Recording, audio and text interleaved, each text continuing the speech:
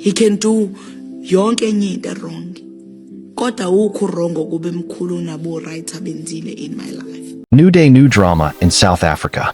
According to new reports, viral video of Makamalo shows she was dragged out of church and mic seized from her. Please like this video as you watch. In a stunning turn of events that has set the internet ablaze and sparked a furious international debate, footage has emerged showing Makamalo, widely loved reality TV icon, public speaker, and cultural commentator, being forcibly ejected from the stage of a major Johannesburg church while delivering what was meant to be an inspirational address.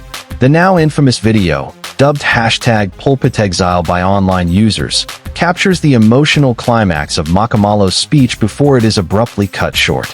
She's seen standing at the podium in flowing robes, voice rich with emotion as she speaks to the challenges women face in spiritual spaces. Then chaos strikes. Church personnel approach her with swift authority. An elder in ceremonial garb interrupts with a sharp gesture, and the microphone is literally ripped from her grasp. What follows is a surreal moment of stunned silence as the congregation watches her being ushered, more like hauled, off the pulpit and down the aisle. It was supposed to be a moment of upliftment and unity. Instead, it has become a flashpoint in a global reckoning about faith, gender, and authority. To understand why the footage has struck such a nerve, one needs to grasp the significance of Makamalo's role in South African public life. First emerging on screens as part of the hit reality series Athando Nesthembu, she quickly transcended the genre to become a symbol of grace, introspection, and modern spirituality. With her signature blend of gentle wisdom and fearless truth-telling, Makamalo expanded her influence beyond TV, authoring books, hosting empowerment retreats, and becoming a sought-after speaker for events focused on faith, family, and womanhood. Her messages often wove traditional values with contemporary critiques, especially around women's place in patriarchal religious structures.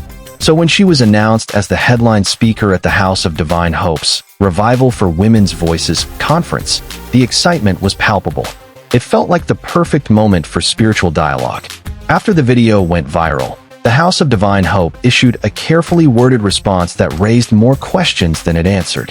We reserve the right to preserve theological integrity within our sanctuary. The guest speaker diverged from our doctrinal agreements and expressed views that do not align with our established teachings. Intervention was necessary to protect the spiritual well-being of our community. According to insiders, Makamalo's sermon began as a testimony of resilience, faith, and personal growth. But midway through, she began addressing the marginalization of women in religious leadership. One quote reportedly sparked the beginning of the end. One congregant described the tension rising like a storm cloud. You could feel it. The elders started whispering. Some looked visibly agitated. When she referenced women apostles in early Christian history, I saw one elder grab his phone. Minutes later, security came in. Another attendee reported that when Makamalo cited Galatians 3 verse 28, "There is neither male nor female, for you are all one in Christ Jesus," one of the pastors left the sanctuary, only to return with church officials who initiated her removal. As the incident ricocheted through social media, outrage erupted. Millions watched and reshared the clip, leading to trending hashtags like #PulpitExile, #StandWithMakamalo, and #UnholySilencing. Bold Lamini, human rights lawyer, this is more than a PR disaster. It's a moral failing. You don't call women to speak and then exile them for having a voice. Pastor Alfonso Reed, US-based church leader. I may not agree with her theology entirely, but dragging a woman from the altar? That's spiritual violence. Prominent artists, activists, and theologians expressed solidarity, while some churches distanced themselves from the House of Divine Hope. A few congregants publicly announced their departure from the church, citing deep disillusionment. 3 days later, Makamalo responded with poise and purpose in a video message uploaded to her Instagram, filmed from her home altar. I was invited to speak, not to comply. I was not disrespectful. I did not defy the word. I simply asked, who decides whose voice is holy and whose voice is disruptive? If women can bear the burden of the church, surely they can bear the message too.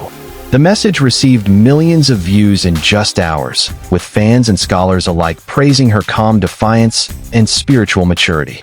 One user commented, They snatched her mic, but couldn't steal her message. As academics, religious leaders, and media outlets dissect the implications, the incident has become a case study in the ongoing tension between progressive spirituality and conservative doctrine. Dr. Palisa Morag, professor of religion and gender studies at UCT, remarked, "The pulpit is not neutral. It's a site of power." Makamalo's ejection is symbolic of something larger, the struggle of women, particularly in African contexts, to speak with authority in spaces long closed to them. This isn't just about one woman and one church. It's about a global conversation. Can religious institutions evolve without silencing the voices that demand change? Despite the controversy, or perhaps because of it, Makamalo's influence is growing. Her following has expanded across denominations, even across religious boundaries. Women across the continent are quoting her speech, staging prayer circles in her honor, and writing open letters to religious leaders calling for reform. A viral TikTok remix of her sermon, set to protest drums and gospel harmonies, has garnered over 8 million views. Church leaders from Kenya to the UK have invited her to speak at their forums, with one organizer describing her as the spiritual voice of a new era. In the end, the attempt to silence Makamalo may have only amplified her voice. What was meant to be a quiet dismissal has instead triggered a loud, resonant awakening. The sanctuary may have expelled her, but the world welcomed her with open arms. And perhaps that's the ultimate irony. By trying to protect the sanctity of the pulpit, the church inadvertently handed her a global stage.